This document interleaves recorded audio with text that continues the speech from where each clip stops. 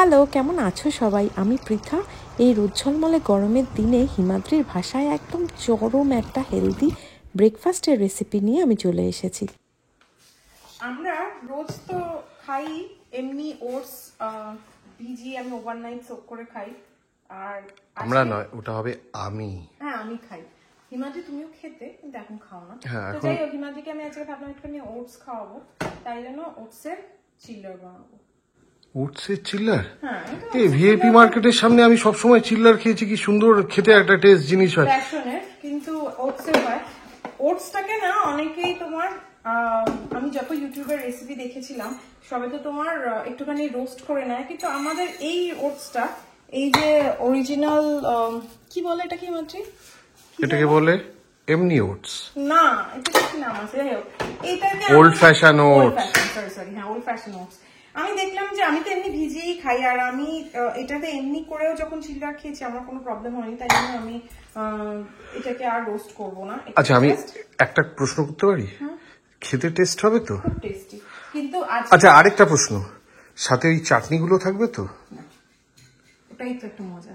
ওটসটাকে আমি এবার একটুখানি মিক্সিতে গুঁড়িয়ে আনছি। আমি এটাকে গুঁড়ো করে নিয়েছি। এবারে আমি এর মধ্যে অল্প একটু বেসন, যদিও আমি যখন একা খাই আমি বেসন দিই না, কিন্তু বেসনটা হলো কি বাইন্ডিং করতে হেল্প করে, তো না হলে ঠিক মতো ওঠে না। আমার অতটা কিছু যায় আসে না, ছিঁড়ে ফিরে ছাত্র ভাতটাই খেয়ে নিতে পারি, তাই জন্য আমি বেসন দিই না। কিন্তু আজকে আমি হিমাদ্রির জন্য যেহেতু করছি, ও একটুখানি দেখতে ভালো। Perfectionist, you need to use the right word. Perfectionist মাত্র, কিন্তু একটু পার্সোনালি নিচ্ছ কেন? না, খাওয়ার ব্যাপারে ওটার সময় কি যাচ্ছে সেটাই আসলে। না না না, ছেলে কদিন আগে কি একটা কথা বলেছিল যে ফার্স্ট হচ্ছে চোখ, তারপর হচ্ছে নাক, তারপর হচ্ছে মুখ। ও, আমার ফার্স্টেই মুখে চলে যায়, না চোখে দেখি। আমি একটুখানি বেসন দিচ্ছি, কারণ না হলে এটা ঠিক মতো নাও উঠতে পারে। কিন্তু বেসন তো ভালো জিনিস, বেসন মানে হচ্ছে ছোলার গুঁড়ো, হেলদি। এটা কি হলো লাস্ট ওটা? আচ্ছা, এটাকে এবার আমি একটুখানি যেটা দেবো সেটা হলো নুন। এই রান্নাটার মধ্যে আমি কিন্তু কিচ্ছু দেখতে পাচ্ছি না। না মানে কি দেখতে চাও তুমি? মানে একটু তো কিছু স্পেশাল থাকবে। না, কোনো স্পেশাল কিছু আমার নেই। এটা কি? এটা একটু গরম মশলা, ঠিক নয়, যে কোনো একটা মশলা দিলেই হলো। হ্যাঁ, এটা একটা ছোলে মশলা আর একটা মশলা, যা খুশি দিয়ে দিচ্ছ, মানে যেহেতু আমি খাচ্ছি। গরম মশলা মানে এটা একটু নন বেঙ্গলি গরম মশলা যাকে বলে আর কি। এটা হলো আমাদের একটুখানি গরম মশলা দিলাম, যেহেতু হিমাদ্রি একটু ইন্ডিয়ান টেস্ট পছন্দ করে। আর একটু লঙ্কা গুঁড়ো দিচ্ছি। হ্যাঁ, ভালো করে। আর কিছু দেবো না। আর কিছু দেবে না? জল দেবো।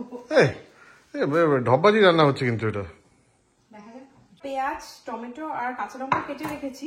জেনারেলি আমি এটাকে এর মধ্যেই দিয়ে দিই, তারপরে ওটাকে করি, কিন্তু আজকে ভাবলাম যে হিমাদ্রিকে একটুখানি যেভাবে করে ওরা, চেষ্টা করি সেভাবে করে।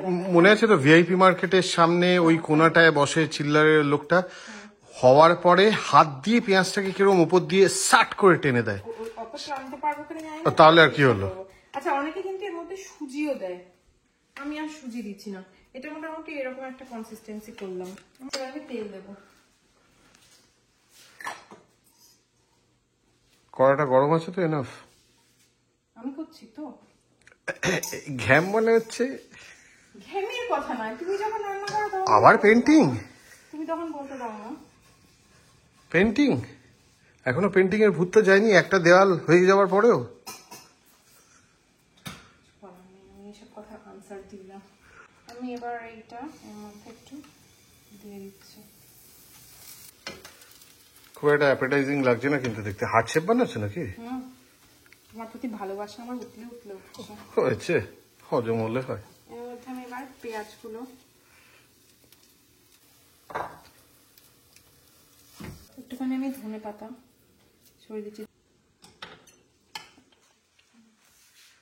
কি করছো? এটা কলকাতায় রাস্তা যেভাবে প্যাচ ওয়ার্ক করে সেরকম ভাবে করছো তুমি? তোমার প্রতি কোনো আমার হার্টের দরকার নেই। এ বাবা, হাটটাকে বন্ধ করে দিলে? বন্ধ করে দিলাম। কলকাতার রাস্তা বানিয়ে দিলে? এখন কিন্তু কলকাতার রাস্তা অনেক ইমপ্রুভ করে আছে, ফালতু বলে লাভ নেই। হ্যাঁ, প্যাচ ওয়ার্ক এখানে ভীষণ বেশি করে। এবারে আমি এটাকে উল্টাবো। এই সাইডটা কিন্তু ভালো হয়েছে। দোকানদাররা কি করে জানো, এখানটা আবার ফুটো ফুটো করে দেয়, দিয়ে ওপর দিয়ে একটু তেল ছড়িয়ে দেয়, তাহলে তেলটা ভেতরে চলে যায়। তুমি তো সেটা করবে না, তাহলে আনহেলদি হয়ে যাবে বলে নাকি? আর তেল দেওয়ার দরকার নেই, তেল যথেষ্ট আছে। তাই তো। তুমি যে বলছিলে না এটা কোন সস দিয়ে খাওয়ার, হ্যাঁ সাধারণত ওরা গ্রিন চাটনি দেয় মানে ধনে পাতার, কিন্তু আমি বলবো যে এটা তুমি যদি চিলি সস দিয়ে খাও, আমাদের chilli sauce, green chilli sauce দারুণ লাগে খেতে। কে দেখো এবার একটুখানি এটাকে চিলি সস দিয়ে খাও। অফ ট্রুথ, চিল্লারের সারফেসটা অনেকটা গরমকালের আমাদের পিঠের মতো হয়ে গেছে, মানে ঘামাচি, হালকা ঘামাচি ভাব এসে গেছে। বাজে কথা বলো না হিমাদ্রি। ও ওটসটাকে, হ্যাঁ আমার যেটা আরেকটু ওটসটাকে বাটতে হতো, আর আরেকটা হলো আমার মনে হয় ব্যাটারটাকে আরেকটু পাতলা করলে ভালো হতো। মনে আছে আমার আগের আফগানি পনিরে তুমি কি এক্সপ্রেশন দিয়েছো? ও তুমি না রিভেঞ্জ না, রিক্যাপ করে দিলাম। আমি যা আবার টক লেগেছে আমি বলেছিলাম। ইমপ্রেসড, এত কিছুর পরেও কিন্তু আমি ইমপ্রেসড। না না সত্যি বলো। না সত্যি হতে পারে, আমি ভুলভাল ফিডব্যাক দিই না, বাজে হলে একদম পরিষ্কার বলে দেবো, ছড়ানো। চিলি সস দিয়ে কেমন লাগছে? চিলি সস, এই চিলি সস আমি ভালোবাসি। ঠিক ভিআইপি মার্কেটে যেতে পারছি না, I am having a very good চরম লেভেল ব্রেকফাস্ট, কিন্তু আমি ভিআইপি মার্কেটে পৌঁছতে পারলাম না। কিন্তু ওটা দরকার নেই, আমি ভিআইপি মার্কেটে বিক্রিও করতে যাচ্ছি না। না খুব ভালো হয়েছে পিতা, কিন্তু একটাই জিনিস, এর সাথে মানে খাওয়াটা বড্ড তাড়াতাড়ি শেষ হয়ে যাবে না, পাশে আর কিছু পাচ্ছি না তো। আম কেটে দিচ্ছি। চরম ফাটিয়ে দিয়েছ পিতা, সিরিয়াসলি ভালো হয়েছে, খুব ভালো হয়েছে। আমার সময় মনে হচ্ছে না চিলি সস দিয়ে বেটার লাগছে, আর এই রান্নাটা একটা অদ্ভুত দেখছি। আমি যখন ফার্স্ট খেলাম, যত খাচ্ছি আমার টেস্টটা যেন আর একটু বেটার লাগছে, মানে আমার প্রতি ভালোবাসা বেড়ে যাচ্ছে তোমার দিনকে দিন। ভুল কনসেপ্টে রয়েছে কিন্তু, ভুল ভালো। একটা চিল্লার বানিয়ে ভালোবাসা বানিয়ে দিচ্ছ, তাহলে প্রত্যেক এতে ভ্যালেন্টাইন্স ডে এর দিন চিল্লারের দোকানের সামনে লাইন লেগে যেত। তা কেন? তুমি বলছো যে তোমার একটু একটু করে খাচ্ছ আর বেশি বেশি ভালো লাগছে, তাই জন্য বলছি। চিল্লারটা ভালো লাগছে, কেমন আমাকে ভালো লাগছে। দারুণ দারুণ চরম। হিমাদ্রি যতই আমার পেছনে লাগুক, আমি জানি চিল্লাটা ওর খুব ভালোই লেগেছে। এবার আমার মন ভালো করার পালা, আর তাই জন্য চলে এসেছি বন্ধুর বাড়িতে। বন্ধু ইন্ডিয়া গেছিল, আর ইন্ডিয়া থেকে আসার সময় ওর বোনের তৈরি প্রচুর গয়নাগাটি নিয়ে এসছে, আর সেগুলো নিয়েই আমাদের কাড়াকাড়ি পড়ে গেছিল। এই গয়নাটা অনেকটা সহজপাঠ স্টাইলের। আমার গয়না কালেক্ট করতে ভীষণই ভালো লাগে, এই নানা রকম জাং জুয়েলারি লুট করে। আমি যে কি খুশি হয়েছি, কারণ তুমি লুট করনি। আমি রুবিটা যদিও দেখে, ও কিন্তু রুবির উপর হেভি খেপে যাবে। শোনো, আমি রুবির থেকে তোমাকে, রুবি কাফতান থেকে গয়না সব নিয়ে নেবে। এই রুবিটা দেখো, এটা বেসিক্যালি ও তোমার জন্য। এইটাই আমি চাই। এটা এটা কিন্তু ঠিক হচ্ছে না, এটা ঠিক হচ্ছে না। এইটাই তো, এটাই আমি চাই। এটাই হলো ছোট খোকা বলে বাবা। পাবে তখনই যদি আমি আমার রথের চাকা পাই না। আর তুমি তো এইমাত্র এলে, হ্যাঁ, শান্তিকেতনে সোনাঝুরিতে গোছা গোছা শপিং করে, তুমি তারপরেও এতগুলো কেন নিচ্ছ? ভীষণ ভালো হয়েছে। আর শাশ্বতী তোমার বোনকে অবশ্যই বলো ভীষণ ভালো হয়েছে। ওর নামটাই ভুলে গেছি ওর। শতাব্দী। শতাব্দী ভীষণ ভালো হয়েছে, ভীষণ ভালো হয়েছে। আমাকে একবার কেউ একজন জিজ্ঞেস করেছিল, দিদি তোমার এই যে গয়নাগুলো পরো সেগুলো কোথা থেকে পাও? তো আমি তো প্রচুর ইন্ডিয়া থেকে কিনি, আমি অনলাইন কিনতেই থাকি, তারপরে বোনের কাছে জমা হতে থাকে।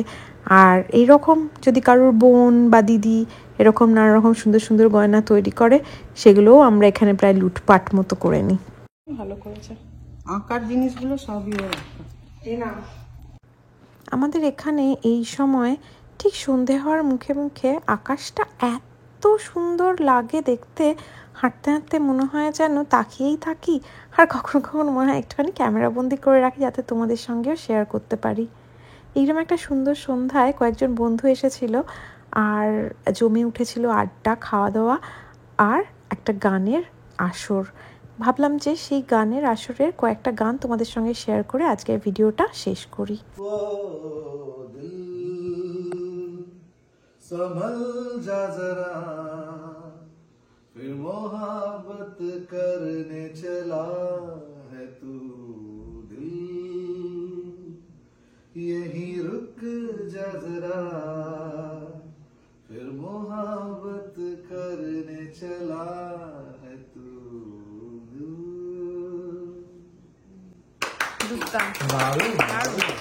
দারুণ।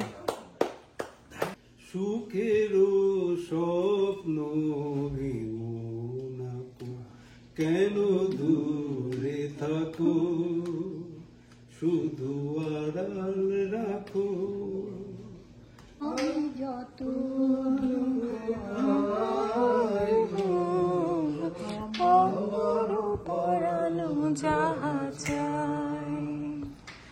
তুমি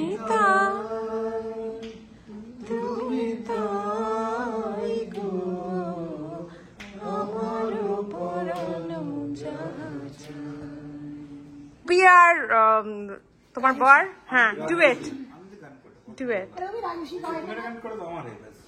তুই তো জানতে আমার ভয়ে গা হাত পা কাঁপছে।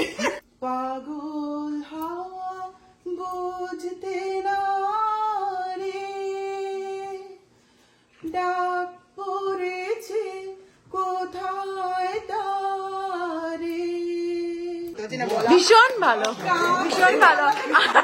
রাজস্বীর হাততালিটা শুধু দেখো। হ্যাঁ হ্যাঁ ঠিক আছে, যেটুকু জানো সেটুকু করো, স্টার্ট তো করো।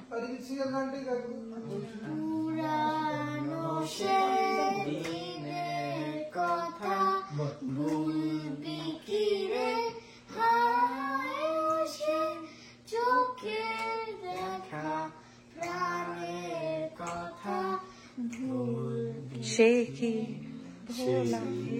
ভোলা যায়। लो झुक गया आसमां भी इश्क ने ये रंग लाया।